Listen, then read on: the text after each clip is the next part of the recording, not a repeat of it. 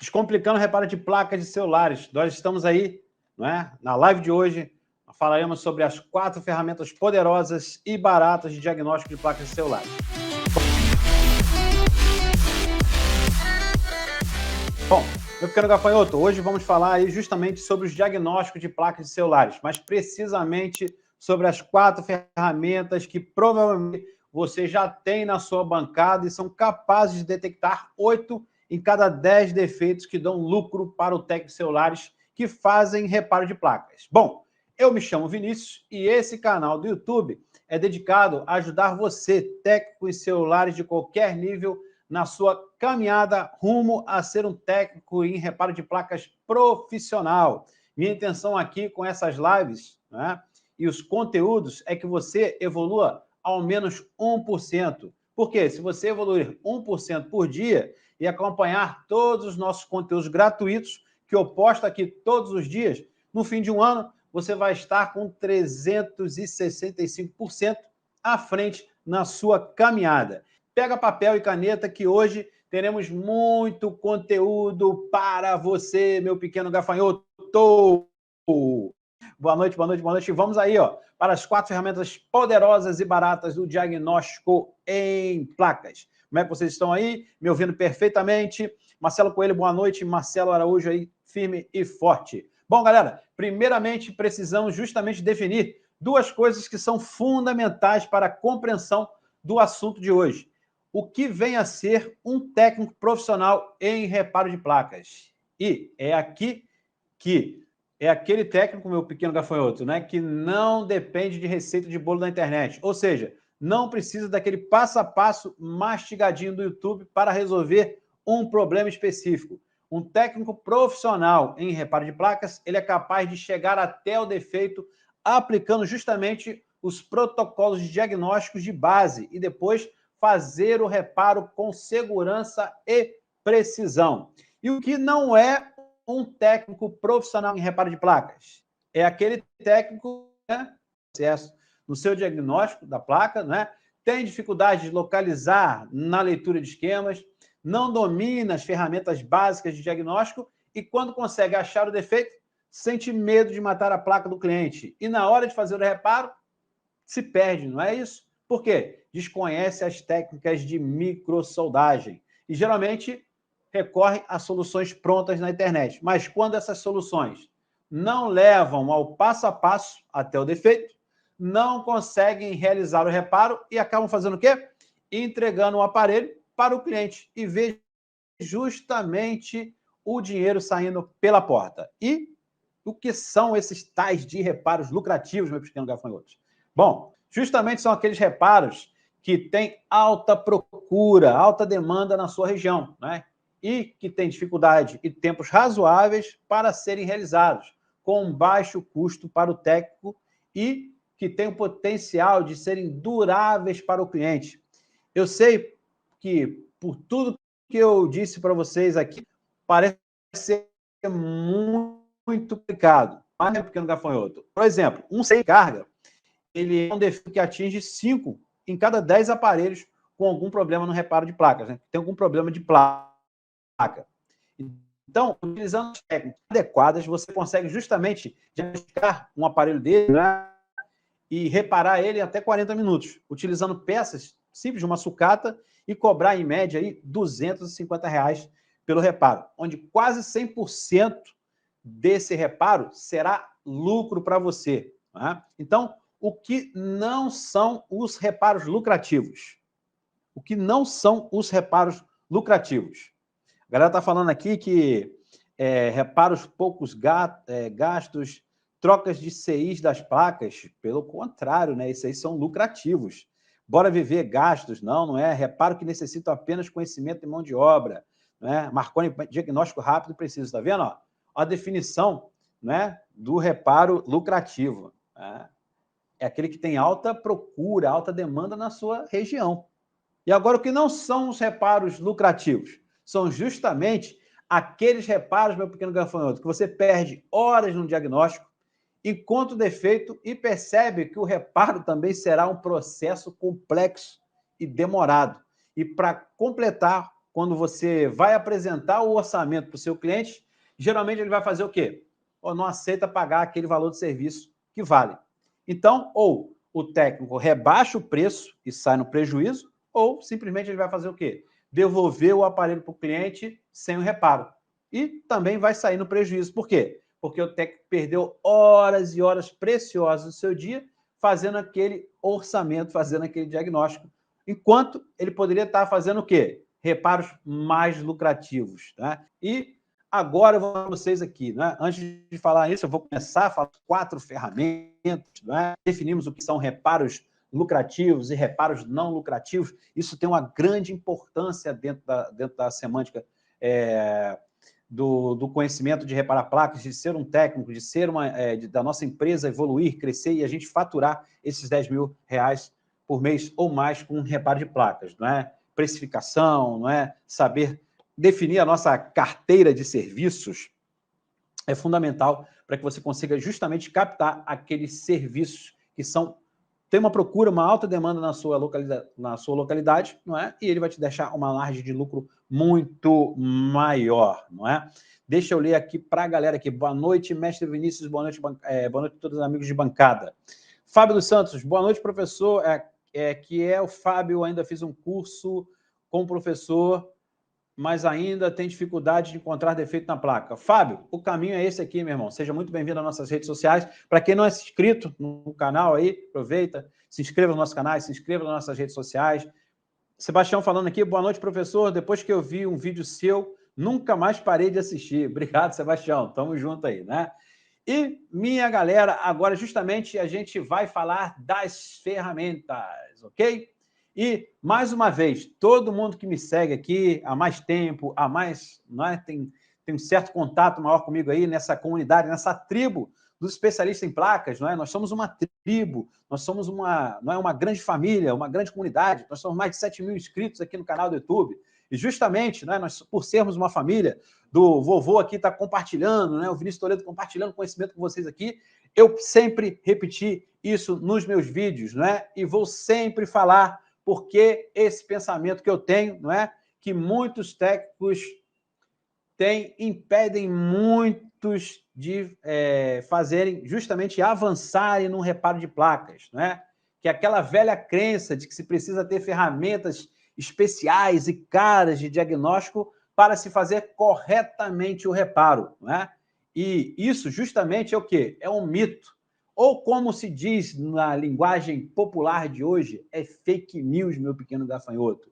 E as ferramentas que são capazes de realizar 8 em cada 10 reparos lucrativos na sua bancada, provavelmente você já possui na sua bancada. E eu queria ver com vocês, não é? Se vocês podem aí me relacionar, quais são essas 4 ferramentas que vocês acham que você já tem na sua bancada, que você já possui na sua bancada, né? E que pode fazer justamente ser um forte aliado no diagnóstico e no reparo para vocês aí. O que vocês podem me falar aí?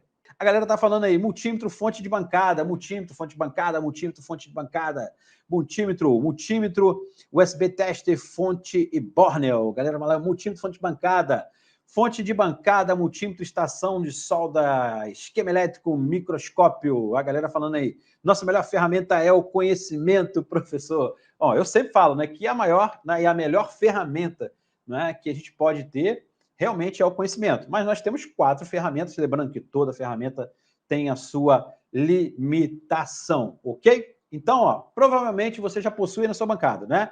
E eu estou aqui defendendo que você nunca deve investir em ferramentas mais caras de diagnóstico, meu pequeno gafanhoto. Claro que não, não é? Eu estou fazendo o que aqui? Eu estou defendendo, né, a estratégia de você ir fazendo o quê? Investimento em ferramentas mais sofisticadas à medida que você for o quê? À medida que você for evoluindo na sua bancada. Não estou aqui defendendo que você tem que fazer investimento em ferramenta cara agora, não. Pelo contrário, a estratégia para que você vá adquirindo essas ferramentas, né, mais sofisticadas, com valor maior, né, agregado, conforme a sua evolução na bancada, não é? E é justamente, né, o famoso técnico Benjamin Button, né? Para quem não viu aí a minha série de stories lá no Instagram, não é? Eu assisti um filme que é um filme, né, que conta... Bom, eu vou até falar aqui, né, que esse filme do Benjamin Button é um homem que nasce idoso e ele vai rejuvenescendo à medida que o tempo dele passa, né? Então, o que acontece? Ele começa pelo fim. Então, ele começa idoso, na sua morte, né? E depois ele vem diminuindo a idade dele, a idade dele, a idade dele, né?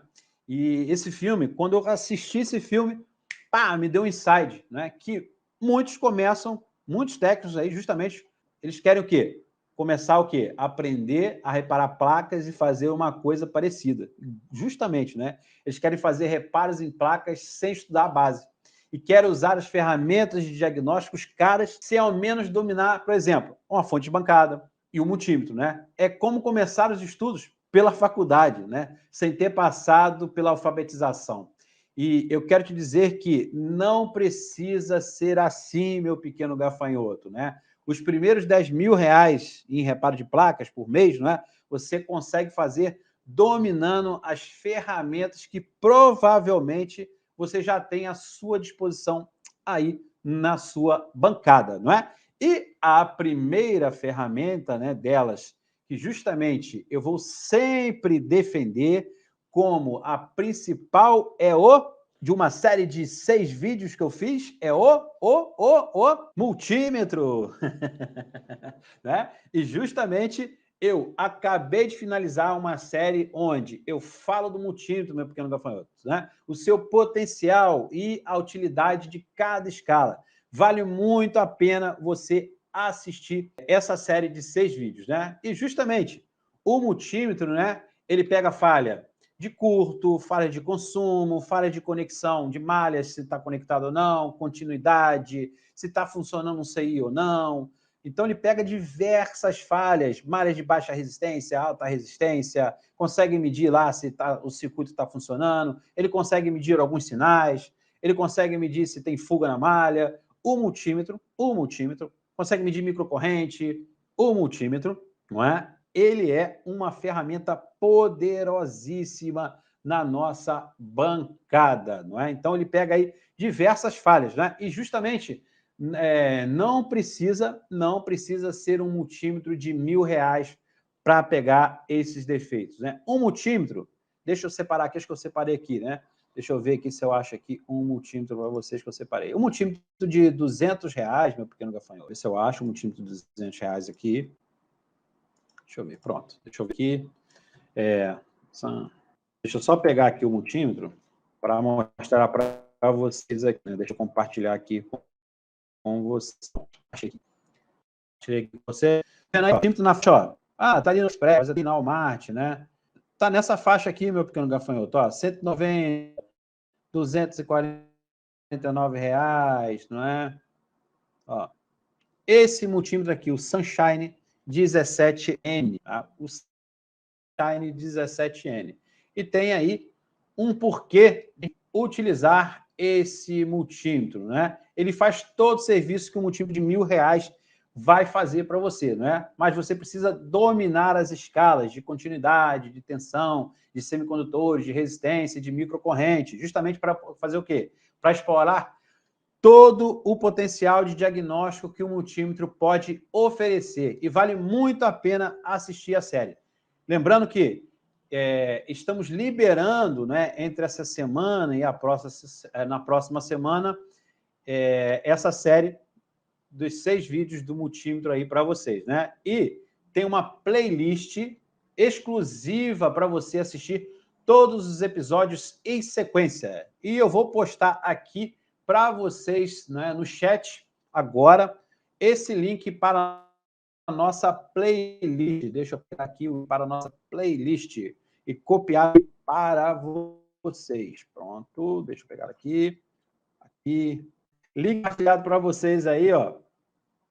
Link compartilhado para vocês no chat da nossa playlist do multímetro, né? Mas antes, né? Acabem assistindo, antes de mais nada, vocês acabem assistindo aqui a essa nossa live, tá? Primeiro, não vai para lá agora não, tá? E a segunda ferramenta de diagnóstico, meu pequeno gafanhoto, a segunda ferramenta de diagnóstico, a segunda ferramenta de diagnóstico? Quem que se habilita aí? É justamente a nossa fonte assimétrica, né? Ou a famosa fonte de bancada, né? E essa ferramenta, ela é capaz de localizar curto, localizar consumo, né? Problemas de software, fuga, né? Se o aparelho está com alto consumo de malha primária, se ele está com consumo de malha secundária, ele consegue simular bateria, ele consegue simular o consumo do aparelho para a gente ver picos de consumo desse aparelho.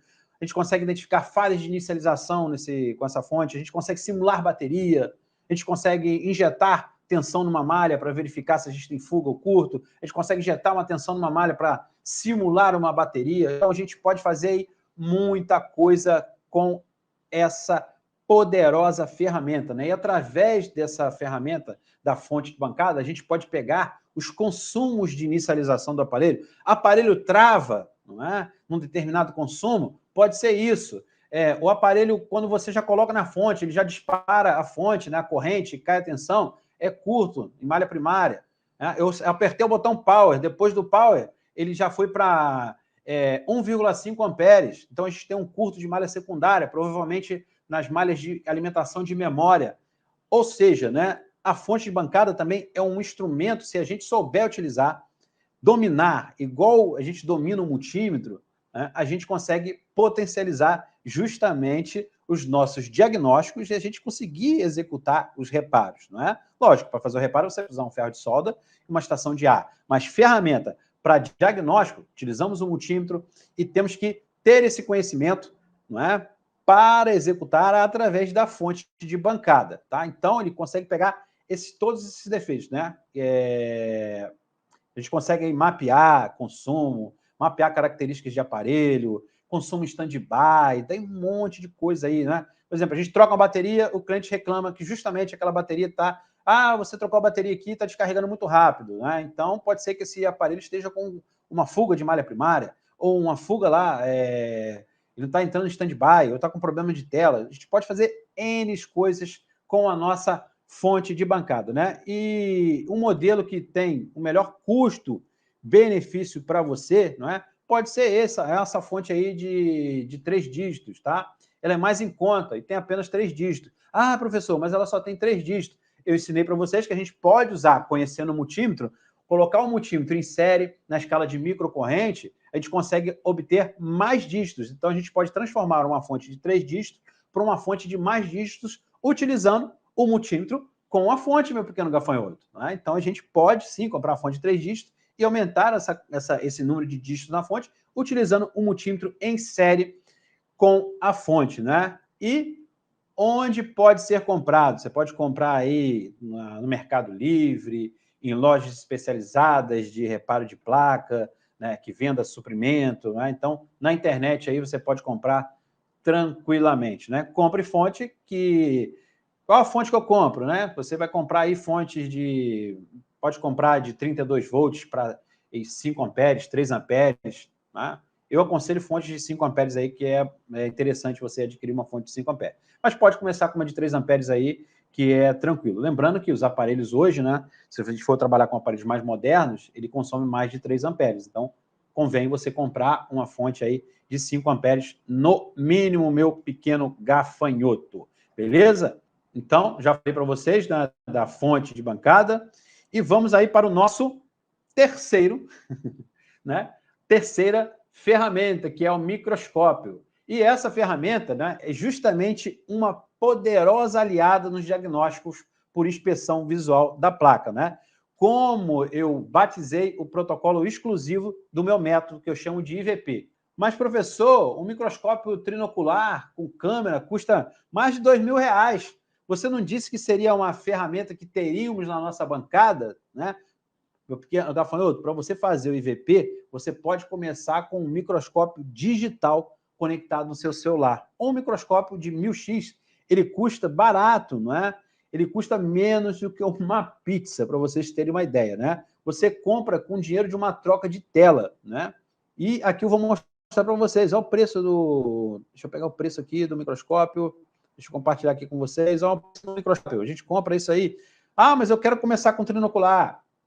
Preste muita atenção, não é? Não comece tendo os pés pelas mãos, meu pequeno gafanhoto. Comece quando todo mundo começou. Eu comecei com esse carinha aqui, ó. Tá aqui, ó. Tá aqui, eu tô utilizando ele aqui, ó, com vocês, ó. Tá aqui, ó. Eu utilizei aquilo com vocês, porque não tem como eu colocar o trinocular aqui, porque eu justamente estou num apartamento alugado aqui, de temporada, então eu não tenho. É difícil a locomoção aqui com equipamento, um trinocular. E claramente deu para se achar um defeito aqui e tal com esse microscópio, tá? Eu vou compartilhar aqui para vocês verem, ó quanto que custa um microscópio desse. Pode começar com esse aqui tranquilamente, né? Não precisa usar um microscópio de R$2.000 agora, né? Tá aqui, ó, R$64. E não é nada impossível.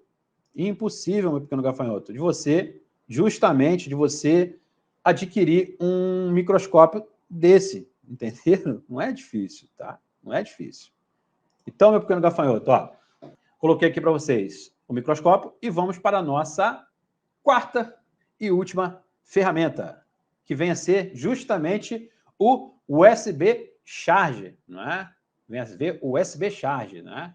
E que provavelmente você já tem aí na sua bancada esse carinha aí que está do meu lado, né? E ela é uma ferramenta poderosa que pode auxiliar você a identificar os seguintes problemas, né? A gente consegue identificar se o aparelho está vivo, porque ele gera um consumo ali no USB Charge, 01, 03, 01, 02 buscando, significa que ele está buscando a bateria, ou seja, né, com esse carinha aí, a gente sabe, com o aparelho fechado, se a bateria está conectada ou não, se a gente tem problemas de falha de carga, se a gente tem problemas de falha de inicialização, se a gente tem problemas de falha de software, se a gente tem curto na linha de VBus, a gente consegue pegar muito defeito por esse carinha aí, tá? Então, a gente consegue testar justamente, às vezes o aparelho não liga, não é? É porque ele está com o conector de carga quebrado. Às vezes o aparelho não liga porque ele está buscando a bateria. Quando ele fica lá 01, 02, 01, 02, 01, 02, significa que ele está buscando a bateria. Aí, quando eu vou medir a bateria, está lá a bateria abaixo de 2,6 volts ou abaixo de 3,8 volts.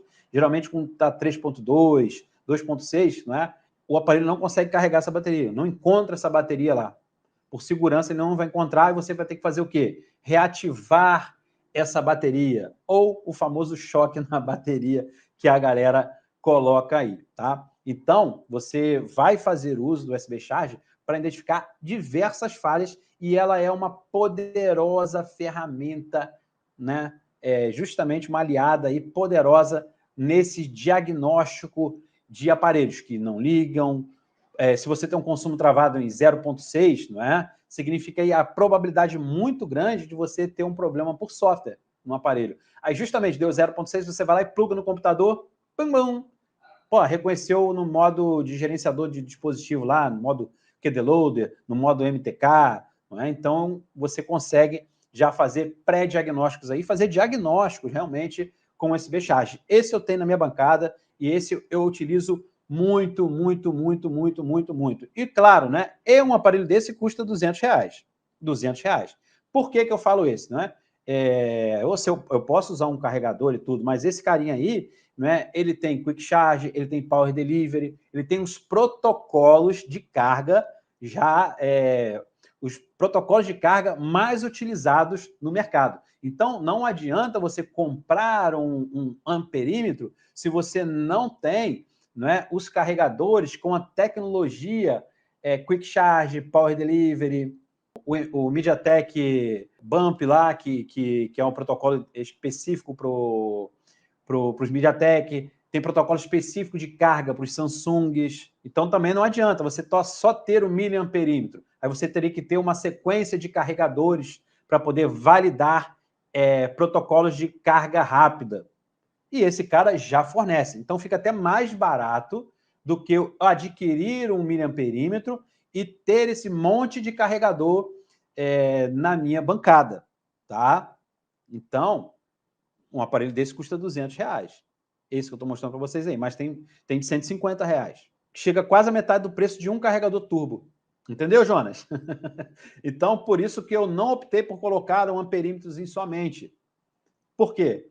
Para validar circuitos de carga, né, eu preciso entender qual o protocolo de carga, e eu falei, tem uma videoaula aqui, uma aula no YouTube falando sobre os protocolos de carga.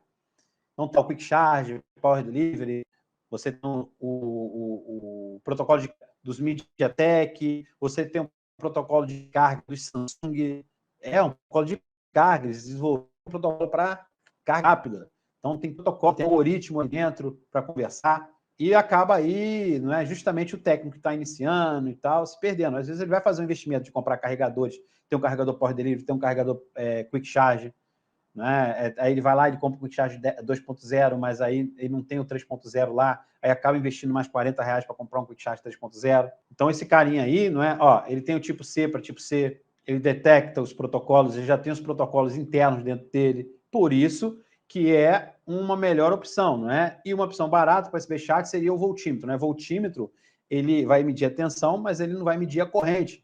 Eu também teria que ter aí um voltímetro com um amperímetro,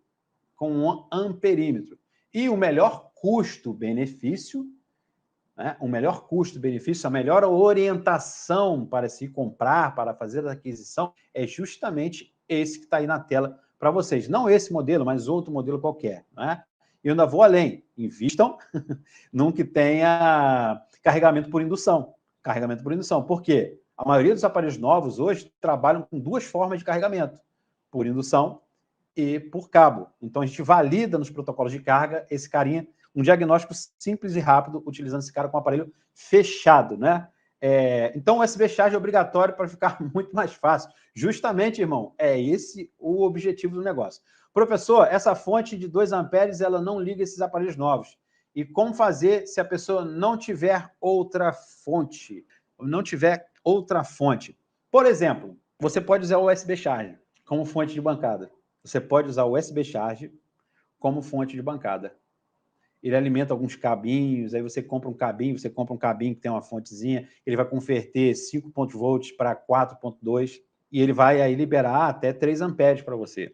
Então, o USB Charge, eu ligo aparelhos, não é? iPhone 12, não sei o quê, com USB Charge. Eu tenho um cabinho próprio para ligar, não é? Que eu compro no AliExpress, plugo ali via USB, e ele me gera os cabos para ligar na bateria. Então, eu posso usar o próprio USB Charge. Ao invés de usar a fonte, eu invisto o dinheiro no USB Charge, mas a fonte eu consigo controlar a corrente, não é? Eu consigo limitar a corrente, a porta USB é muito mais sensível, tá? Então, se tem de 2 amperes, você tem que procurar uma fonte de 5 amperes. Mas dá para ir quebrando um galho, né? Você pode ir quebrando um galho aí. Beleza, Cláudio? Você pode ir quebrando um galho. Mas o ideal é que você tenha uma fonte dedicada aí para a sua bancada, tá? Isso que é importante, você ter uma fonte dedicada aí, tá? E fonte de 5 amperes, você vai ter Riccari, você vai ter FR, você vai ter um monte de marcas aí que você pode escolher. Não precisa ser necessariamente aquela da Yachun que eu pendurei ali para vocês, coloquei ali para vocês ali. Mas uma fonte de entrada, tá? Poderia ser essa daí. Então, tomar cuidado, que justamente eu falei para vocês já no início, que tem, dê preferência para utilizar fontes de 5 amperes, ok? Beleza, pessoal? Tranquilos aí? Então, ó, USB Charge, não é? E você pode adquirir justamente um USB Charge, né, de qualidade que eu mostrei para vocês aí, tá? E o preço que eu já mostrei para vocês, beleza? E essas ferramentas, né, irão acompanhar você não só no início da sua jornada, mas em toda a sua carreira de reparo de placas. Então, aprender a utilizar essas ferramentas de maneira adequada é justamente fundamental para essa especialização, que além de ser muito lucrativa, é capaz de fazer o quê? Elevar o nome da sua assistência técnica, a ser referência em reparo de placas na sua região, meu querido e pequeno gafanhoto. É isso que eu queria deixar para vocês aqui, essas 4 ferramentas, né? A galera tá falando aqui que eu tenho o USB Charge, ele é bom no Ali, mas vem de conta, né? O Edivaldo Pereira tá falando aqui, dica top. Pedro falou, show de bola, professor. USB Charge, já conversei com essa galera aqui em cima, aqui, né? E quero agradecer também os meus alunos de fora do Brasil aí, nós alcançamos aí 5 países, estou muito feliz, muito honrado, e obrigado aí a galera que são mais de 13.300 inscritos lá no Instagram, somos mais de 7.000 inscritos aqui no YouTube, e se você que está aí do outro lado, não se inscreveu aí, pô, se inscreva, deixa o seu like, salve essa live, compartilha essa live com um colega de bancada, né, que quer crescer junto com você. E lembre-se, temos que ter senso de comunidade, não é? Nós temos o mesmo objetivo, que é viver de reparo de placas, ter a nossa vida plena, ter a nossa liberdade financeira, reparando placas de celulares. Então, o caminho é esse, meu pequeno gafanhoto. Seja muito bem-vindo, muito obrigado aí e fiquem com Deus. Obrigado a vocês, aos mais de 80 espectadores ao vivo ao mesmo tempo. Fiquei muito feliz, né, e honrado com vocês aí. Um forte abraço. Levi, obrigado, meu irmão, por tudo. Chegou. Leandro Ribeiro, beijo lindo, beijo lindo.